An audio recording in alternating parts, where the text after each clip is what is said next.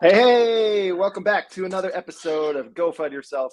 JD Gagnon here, and today I'm joined by Christine. What's going on? What's going on? How you doing? Wonderful, thank you. Up freezing my ass off in Canada, which I complained about for a while yesterday too. It is freaking cold, man. Windy and just freezing, but it's all good. It reminds me why I like the heat so much.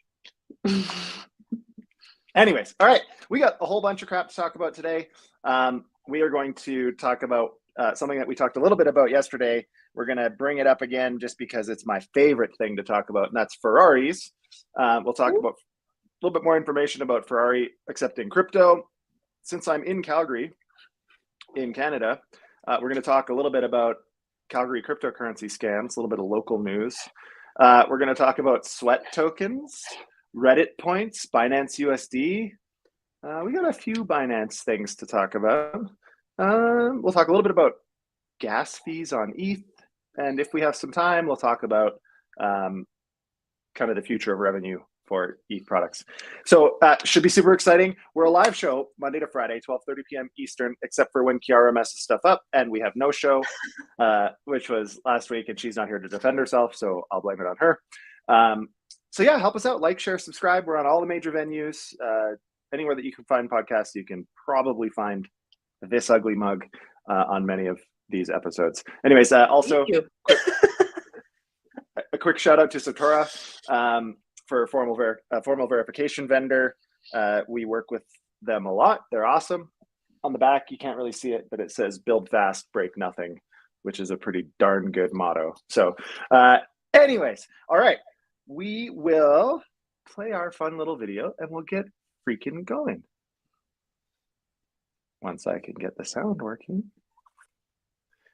Whoop, whoop, whoop, whoop. Okay, let's go.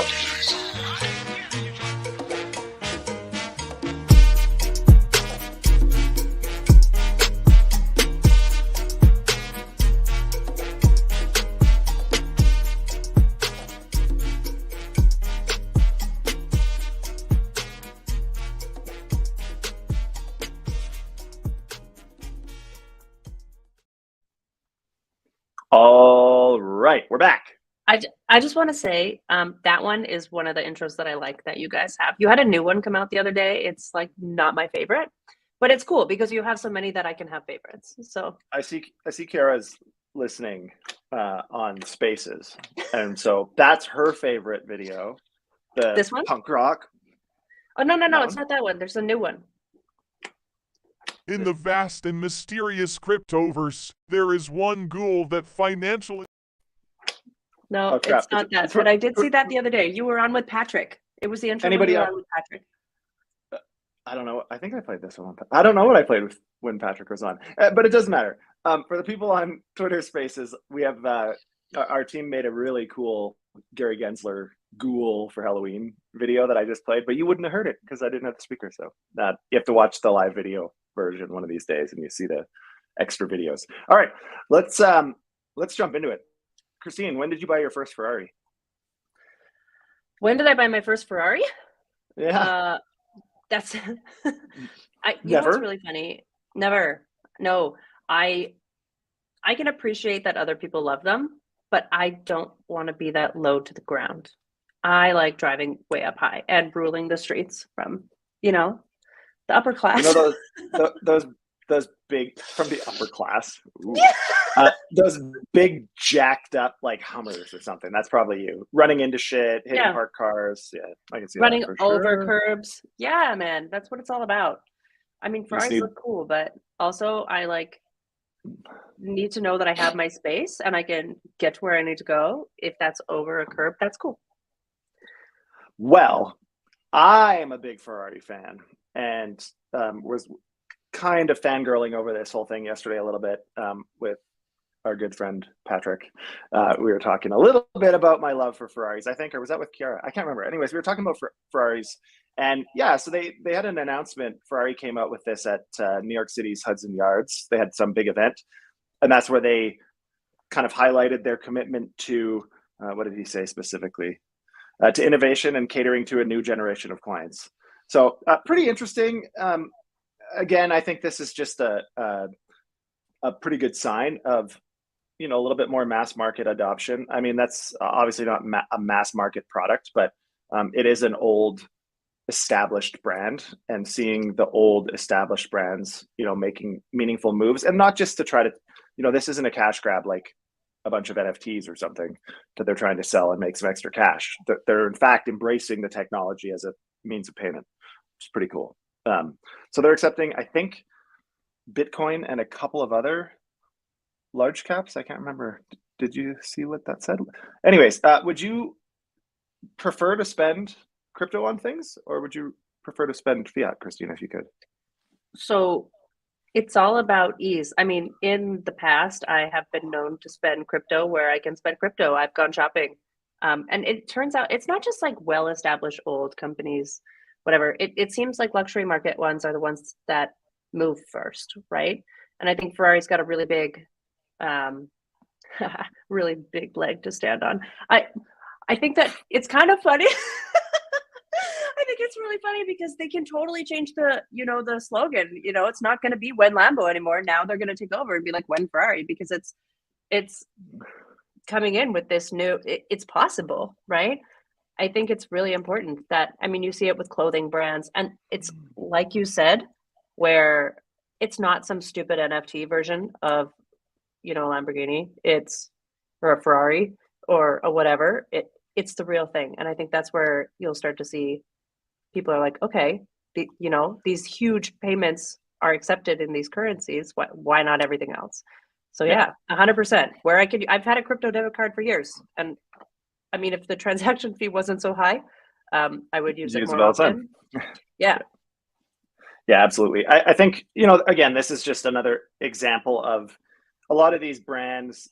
I don't know if you remember that Wimbledon tennis thing, and there was NBA Top Shots, which actually did pretty well. The Major League Baseball did something. There's a lot of these kind of luxury brands that tried to do like NFT stuff, which to me just felt like jumping on the hype train. This is so much different, and this really is exciting in a lot of ways, because it shows adoption of the underlying technology. It's a different value proposition. I think it's great. To me, this is great. That's why we've talked about it 2 days in a row.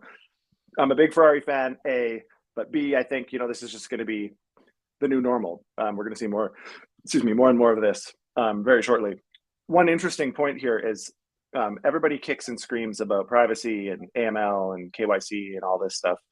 I don't think you'll be buying a Ferrari without KYCing your wallets. And I don't imagine as many people are going to be kicking and screaming about that problem when they're buying a Ferrari. So, I mean, again, this should highlight to most people that the on and off ramp, or the interaction between digital asset and real world asset, or some real world value, there's always going to be some version of oversight, regulation, KYC. It's going to happen. Here it is. I'm excited. Let's move on. Otherwise, I'm just going to go and try to find as many dust wallets as I can and buy a Ferrari. I wish I had enough dust wallets to buy a Ferrari. That'd be really. You probably do. You just have to wait a couple months, and then your dust wallets will turn into real wallets. That's the exciting part about right now. We're in that time. Just hold on to your dust. The dust will become something more meaningful. Yeah, right. Yep. The dust will turn into dust bunnies. Yeah, I mean, Kara and I were talking a little while ago about how the scam value this year is down slightly from last year and the year prior. And the explanation for that was, because asset values are down substantially. And to your point, all they have to do is hold those scammed assets for a little bit, and they'll be worth a heck of a lot more. I'm in Calgary right now, and one of the kind of big stories around here is that this year there was a 60% increase in cryptocurrency scams being reported in the city of Calgary. 340 cases, the city of 2 million or so, 340 cases have cost over $22.5 million. So pretty large amount of scams. Again, it's just people promising false and guaranteed returns. Send me your money, I'll send you a check every month. These people send money, checks never show up. Anyways, the point here is still have to be vigilant. We still have to be careful. I mean, it can happen to anybody. I think Christine was saying that even you managed to click on a malicious link, you know, and we spend all day, every day. So it's an important reminder why you segregate, you know, certain wallets and multi-sigs into different ledgers and all these different things. So if wallet security is not a top priority, make it one, especially going into hopefully some sort of momentum cycle here for the space. We're just going to see more interest in scams and hacks and all of that crap. So be vigilant. Christine, how did you, how easy was it for you to accidentally click a malicious link?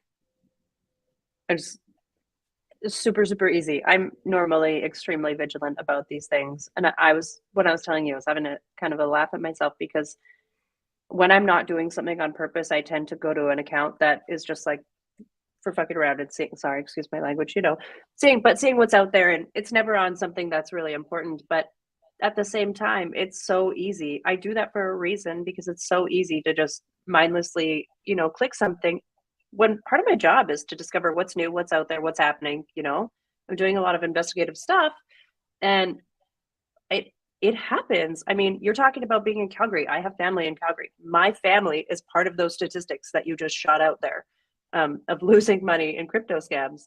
And I mean, it's gonna, on the flip side, I mean, think about the number that you just said of people who are trying, who are seeking an answer, who are seeking something different because they're not satisfied with the way things are going in the traditional banking and markets. That's a lot of people who are willing to participate in something that they know nothing about because they're hoping for something better. I mean, that in itself, it's terrible that they're losing money. But that in itself says people want to know, people want to experience what's happening. And it's, you know, our job to help keep them safe in doing it. But also, like, that says a lot about where the headspace is of the general public. People are willing to put their money at risk. Hope they don't want to lose it, but people are willing to take those steps right now because they see it as a viable solution. Something. Yeah.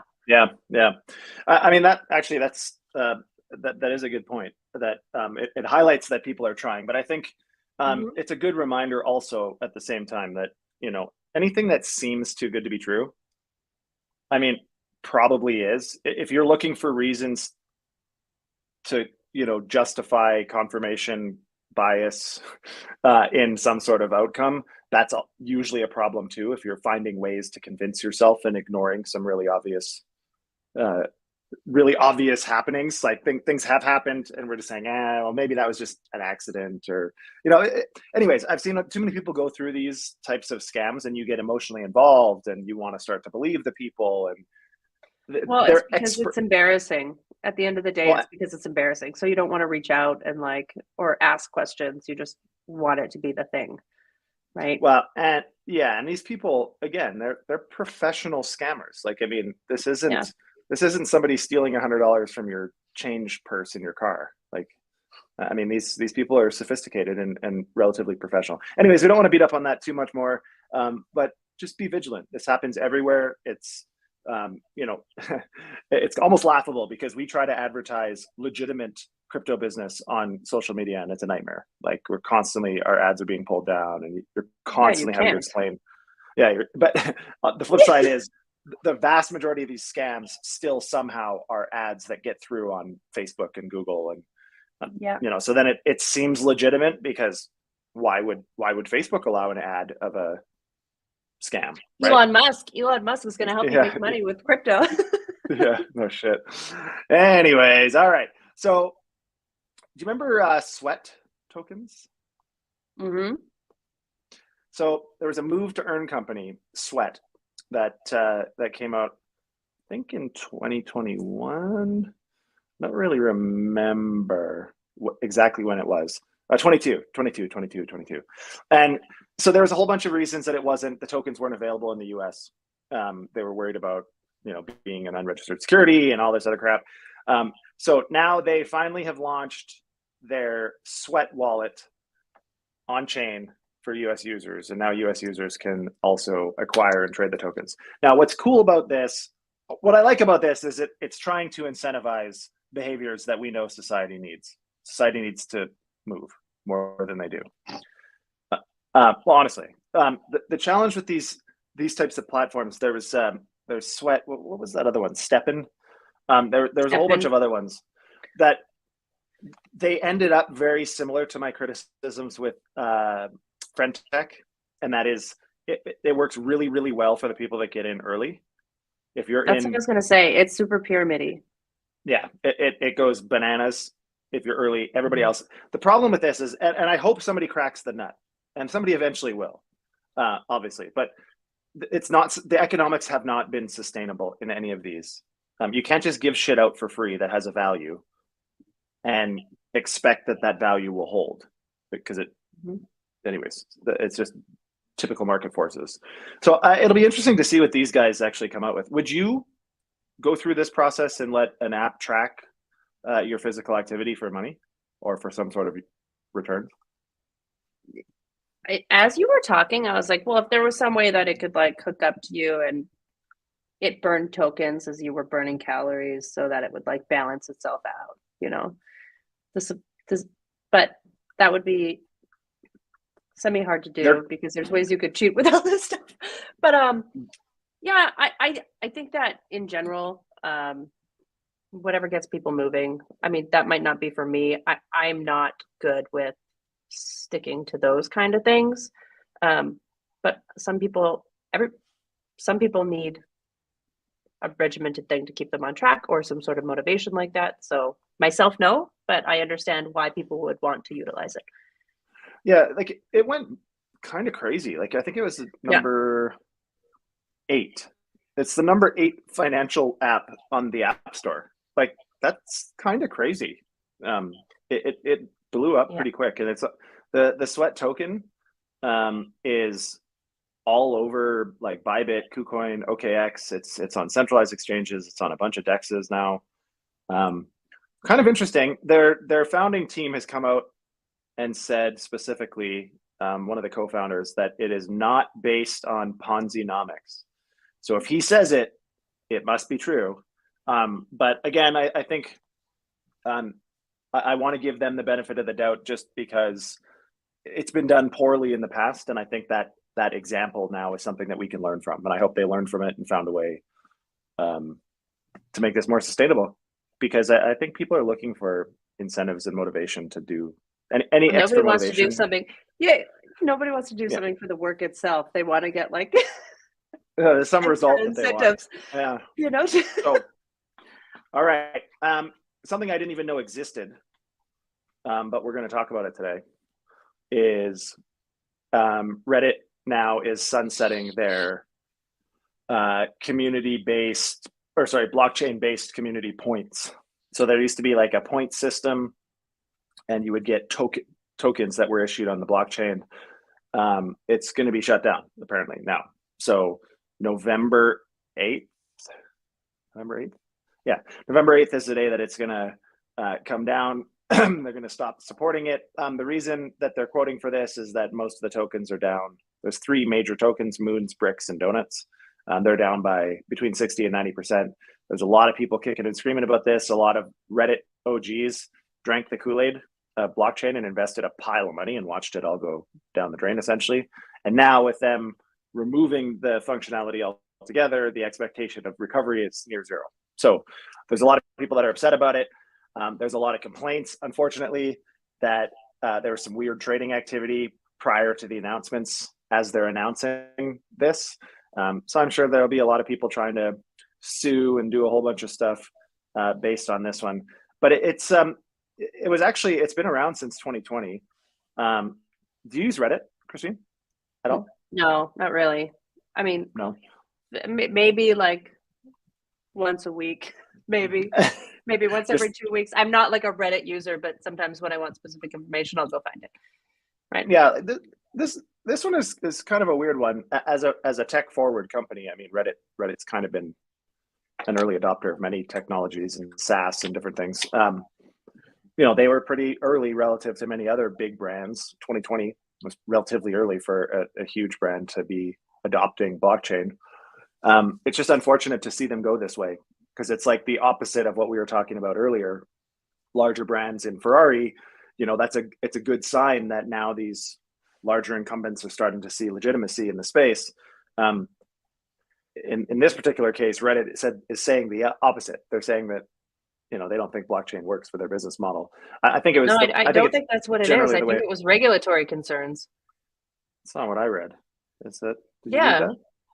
Yeah. When I was looking into this, it was talking about how it was over regulatory concerns. Oh yeah, that's what they're saying. Scalability limitations and regulatory concerns. Yeah. Which is funny, because it's like you can buy a Ferrari, but you can't get paid to use Reddit.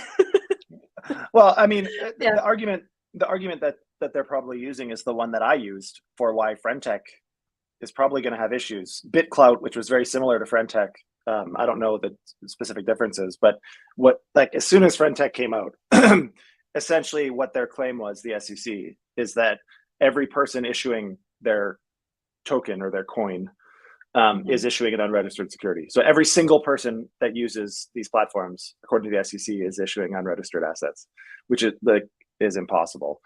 Now, with Friendtech coming out again quite publicly, it'll be interesting to see if they get if there's any litigation with them, or if they're doing what they're doing differently to make it so that they're not in big trouble. So what I don't understand is, with Reddit, they're getting tokens because they're doing something, right? They're not just they're getting tokens for participation. They're not getting. I think that as far as I understand, I think the tokens have to do with likes, and you're supporting creators. So like the people that are writing Reddit posts or responding with thoughtful posts, it's almost like tips, is what I understand. But I've never used it. I honestly didn't know it existed until today. So either way, there's work involved. It's not just like a purely you show up and you get them. Yeah, there's something you have to do to get them, right? Right. I don't know. This is a whole other conversation that I won't go into right now. we can move on from it. I mean, it's just one of those interesting things. I think originally we put it in because it's a bit of a stain, I think, on the space in a lot of ways, that the U.S. regulators couldn't get their shit together fast enough for a company like Reddit to be okay, dipping their toe. So that kind of sucks. The Binance US now has halted US dollar withdrawals. That this shouldn't be a massive surprise for most people, because their banking relationships, obviously, most of them have ended due to regulatory pressure and lawsuits.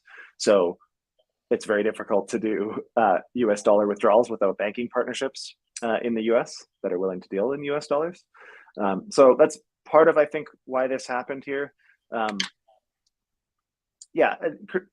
Christine, was the writing on the wall here? Like, is this what you expected, kind of in the wake of all the Binance news lately?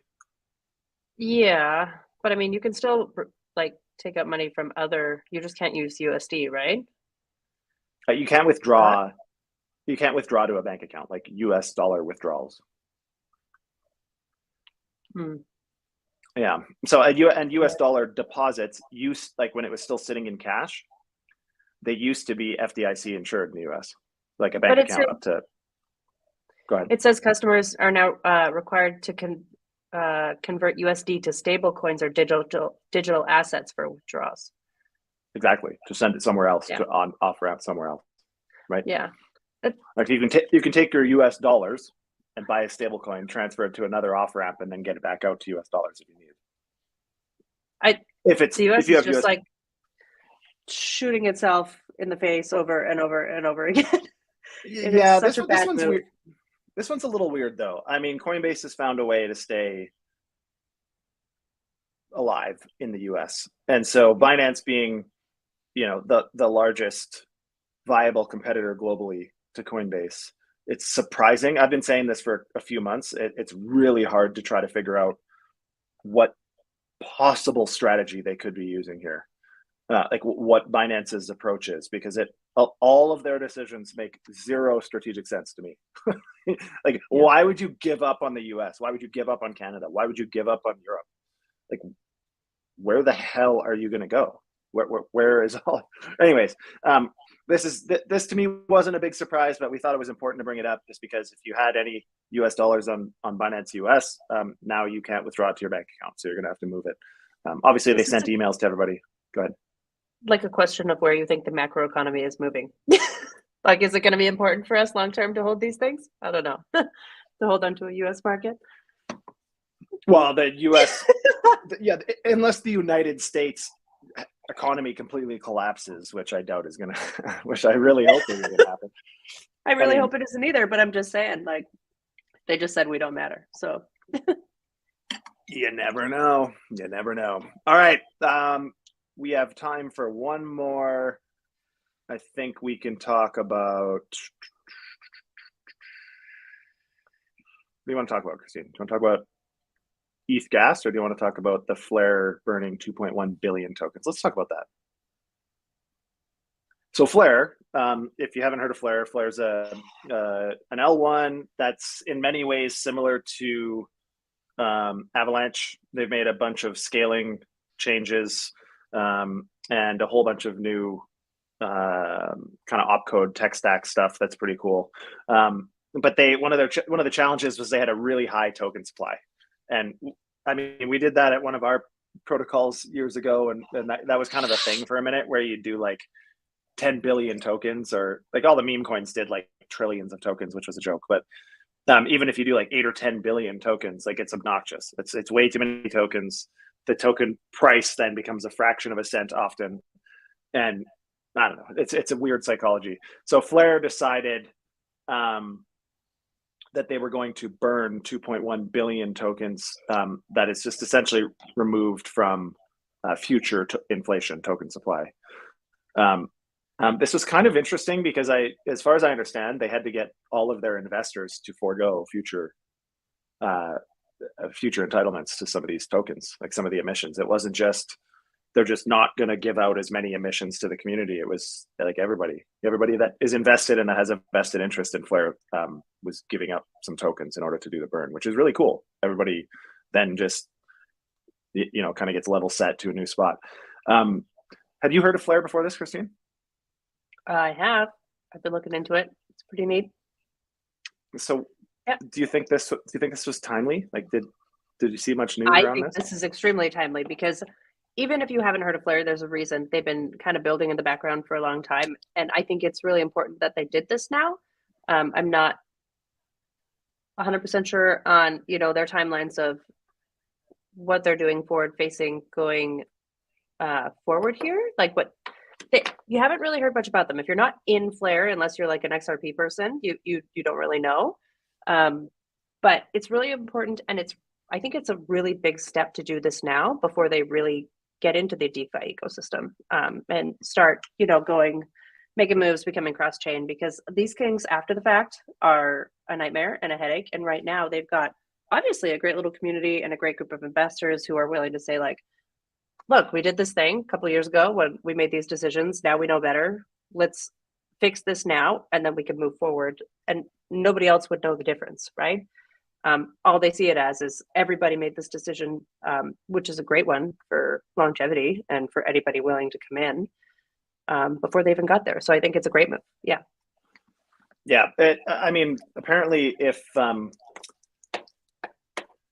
way that their investment contracts worked is if their early investors would get an immediate 3x their investment just through the Flare drops. So it was adding an incredible amount of inflation, and was one of their biggest criticisms of Flare tokenomics and the economics of the ecosystem. So good on them for making a really tough decision early on.